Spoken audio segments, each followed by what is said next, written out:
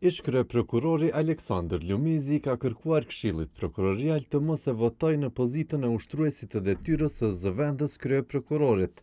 Lumezi, i cili aktualisht është prokuror në zyrën e kryeprokurorit të shtetit, i ka thënë Këshillit se e ka të pamundur ushtrimin edhe të një pozite.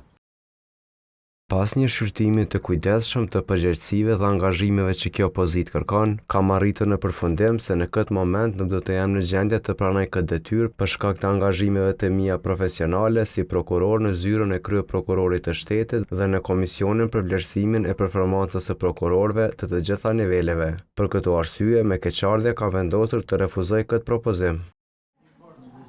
Lumezin për pozitën e numrit 2 në zyrën e kryeprokurorit të shtetit e propozoi ushtruesi i detyrës i kryeprokurorit Agron Qalaj, i cili më pas e tërhoqi kërkesën. Edhe unë respektoj vullnetin e tij. Antari Visar Krasniqi ngriti pikpyetje mbi lidhshmërinë e propozimit të Lumezit edhe për tërheqjen e këtij propozimi. Krasniqi kërkoi sqarime nga UD i kryeprokurorit Agron Qalaj, por kryesuesi Ardian Hajdaraj theksoi se diskutimi duhet të bëhet vetëm lidhur me propozime për rendin e ditës. Është e çuditshme mënyra se si është hartuar shkresa, ku është baza ligjore për mu propozu zëvendës i ushtruesit të detyrës.